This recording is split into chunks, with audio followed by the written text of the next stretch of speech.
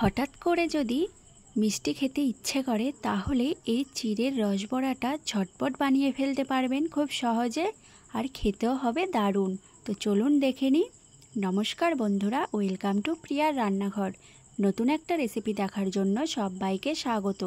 আজকে বানাবো চিড়ের রসবড়া। তো চলুন রেসিপিটি দেখে নিই।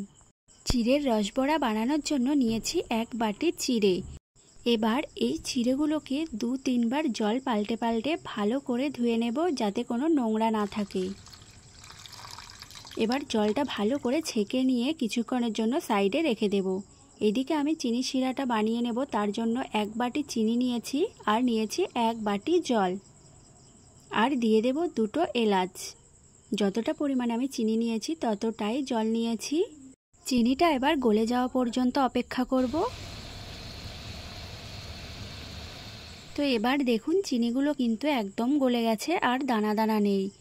এবার চিনির শিরাটা একটু ফুটিয়ে নিয়েছি। এবার ঢাকা দিয়ে গ্যাসটা অফ করে রেখে দেব চিনির শিরাটা। এইদিকে দেখুন চিড়েগুলো কতটা সুন্দর ঝরঝরে হয়ে গেছে, একটুও আর চিড়ের মধ্যে জল নেই। এবার এখানে আমি একটা মিক্সিং জার নিয়েছি, এর মধ্যে চিড়েগুলো দিয়ে দিচ্ছি। চিড়েটা ভালো করে একটু পেস্ট করে নেব। তো দেখুন চিড়েটা কিন্তু পেস্ট হয়ে গেছে। এবার একটি মিক্সিং বলে চিড়েটা ঢেলে দিচ্ছি। এবার এর মধ্যে দিয়ে দিচ্ছি সামান্য পরিমাণে লবণ, আর দিয়ে দিচ্ছি 2 চামচ গুঁড়ো দুধ। এবার ভালো করে একটু মেখে নেব। মিক্সিং জার ছাড়া হাত দিয়ে ভালো করে মেখে নিলেও কিন্তু হয়ে যাবে। তো দেখুন সুন্দর করে মেখে নিয়েছি। এবার এর মধ্যে দিয়ে দিচ্ছি 1/2 চামচ ঘি। ঘিটা দিয়েও ভালো করে মেখে একটা ডো তৈরি করে নেব।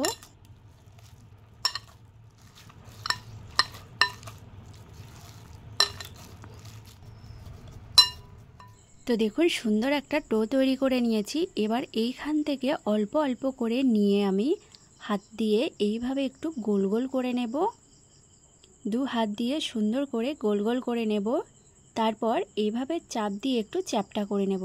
দেখুন সুন্দর একটা বড়া রেডি হয়ে গেছে। আরও একটা দেখিয়ে দিচ্ছি। এইভাবে গোল গোল করে নিয়ে হাত দিয়ে একটু চ্যাপ্টা করে দিলেই রেডি হয়ে যাবে সুন্দর রসবড়াগুলো। দেখুন কতটা সুন্দর হয়েছে। এইভাবে বাকিগুলোও বানিয়ে নেব।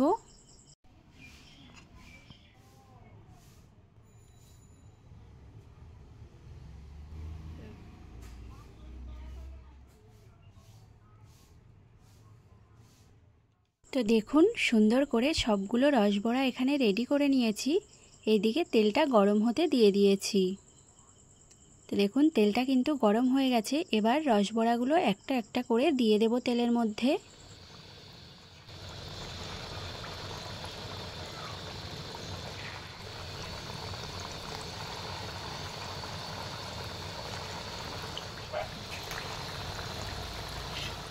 তেলটা কিন্তু মিডিয়াম আঁচে ভালো করে গরম করে নিতে হবে। তারপরই এই বড়াগুলো তেলের মধ্যে দিয়ে দিতে হবে। তো দেখুন একদিকটা কিন্তু হয়ে গেছে। এবার আমি উল্টে দেব। এই বড়াগুলো তেলে দেওয়ার সময় একটু ফাঁকা ফাঁকা করে দিতে হবে, না হলে এইভাবে একটার সঙ্গে একটা লেগে যাবে। পরে বড়াগুলো উল্টে দিতে কষ্ট হবে।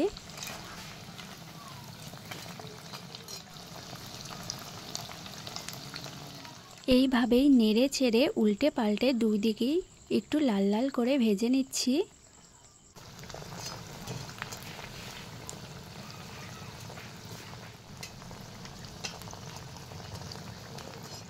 সুন্দর লাল লাল করে বড়াগুলো ভেজে নিয়েছি। এবার তুলে নেব বড়াগুলো। তুলেই কিন্তু গরম গরম শিরার মধ্যে দিয়ে দেব। শিরাটা যদি ঠান্ডা হয়ে যায় তাহলে হালকা একটু গরম করে নিতে হবে। এবার এইভাবে বড়াগুলোর উপরে একটু রস দিয়ে মিশিয়ে নেব। এই বড়াগুলো কিন্তু গরম গরম শিরার মধ্যেই দিয়ে দিতে হবে সাথে সাথেই। এইবার বড়াগুলো একটু উল্টে দেব, এই পিঠ ও পিঠ মিশিয়ে নেব রসের সাথে।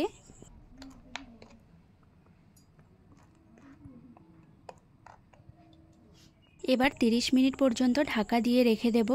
তো দেখুন 30 মিনিট পর ঢাকাটা তুলে নিয়েছি। দেখুন কতটা সুন্দর হয়েছে। আর যদি হাতে একদম সময় না থাকে তাহলে এই বড়াগুলো রসের মধ্যে দিয়ে 5 মিনিট একটু ফুটিয়ে নেবেন, তাহলেই কিন্তু একদম হয়ে যাবে।